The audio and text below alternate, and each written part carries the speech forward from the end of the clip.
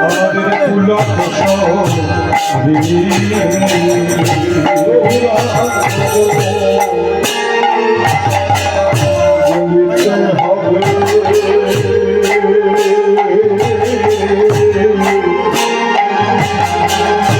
আমার পুলক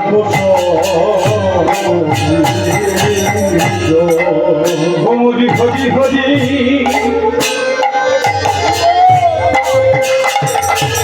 মুখে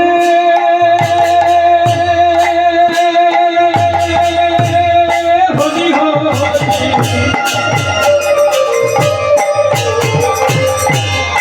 বলিতে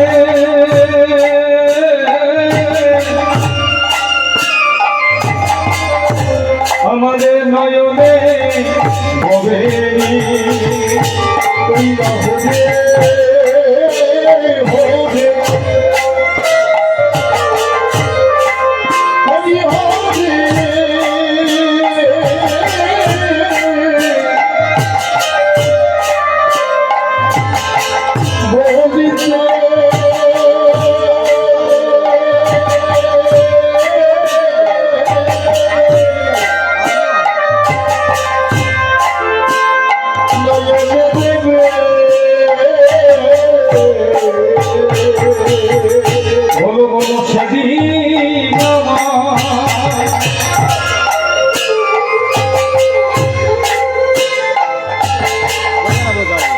তবে ভাবে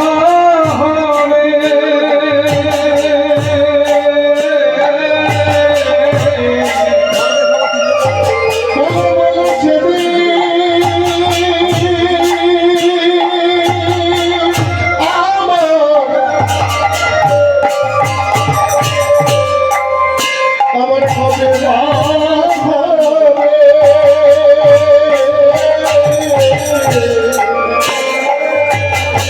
বলো বলো সেদিন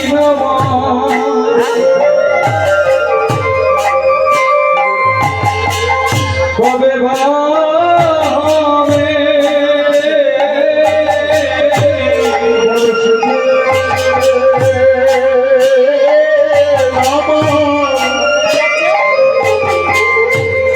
আমার কবে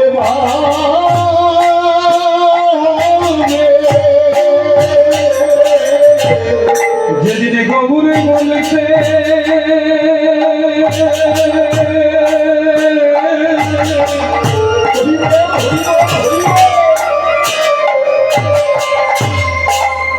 আমাদের পাখি ভেসে যাবে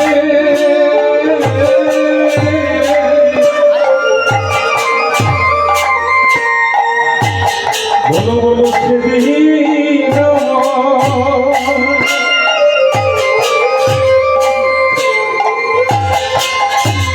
কবে ভাবে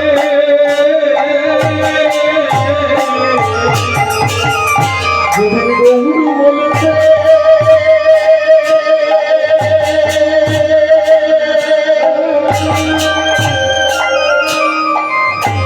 আমার দয়াল মনি বলে সেদিন কবে যেদিন গৌর তোমার হলাম বলে সেদিন আমার কবে হবে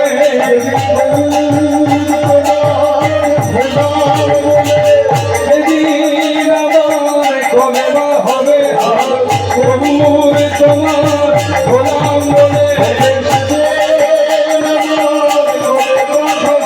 গৌরী কি পাখো বলে গৌরী তোমার হলাম বলে গৌরী কি পাখো বলে গৌরী তোমার হলাম বলে হরি হরি হরি বলে হরি হরি হরি বলে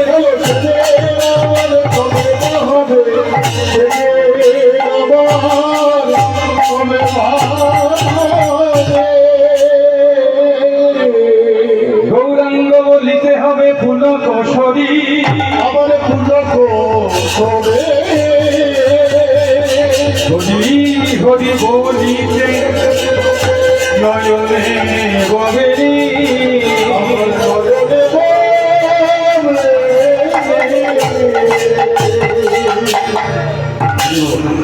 মধুময় শ্রীরাম বৃন্দাবনে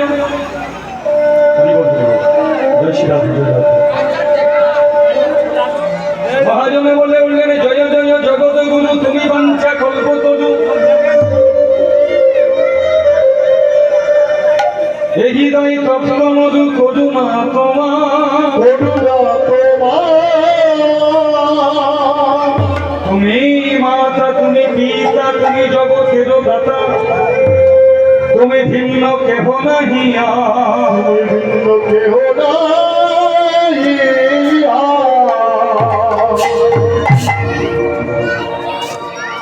হরে কৃষ্ণ। এই সুপ্রতিষ্ঠিত যে হরিসভা আজকে যেখানে উদ্বোধন হলো,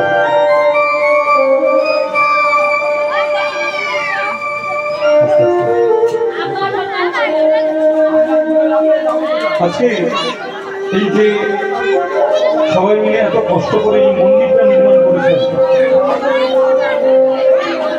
তো হিন্দু ধর্মের মানুষ আমরা হিন্দু ধর্মের মানুষ হয়ে ভগবানের চরণ যদি আশ্রয় না করি, তাহলে মহাজন বললেন যে যত যত জন্ম আমরা পেয়েছি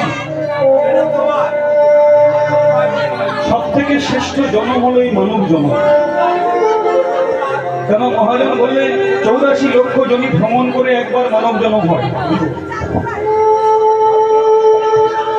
জয় শ্রী রাধে। মহাজন বলে বললেন শোনো হে পুলিশজি, আস্তে আস্তে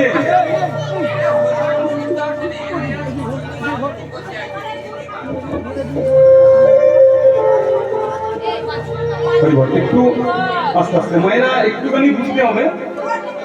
হরি বাসন আস্তে আস্তে যে বাচ্চাগুলো একটু গন্ডগোল করছে মায়েরা যদি একটু বসিয়ে নেয় হয়ে যায়। আসলে গন্ডগোল তো বাচ্চাদের নয়। দেখুন মায়েরা, শাস্ত্রে মহাজন বলুন হরিনাম শুনলে দেহেতে পুণ্য সঞ্চয় হয়। আর যারা যারা এসেছেন কিছু তো পুণ্য মাথায় করে নিয়ে বাড়ি যাবে বলে এসেছেন, তো হরিনাম শুনতে এসে পুণ্য সঞ্চয়ের জায়গায় যদি মাথায় করে পাপ নিয়ে বাড়ি যান,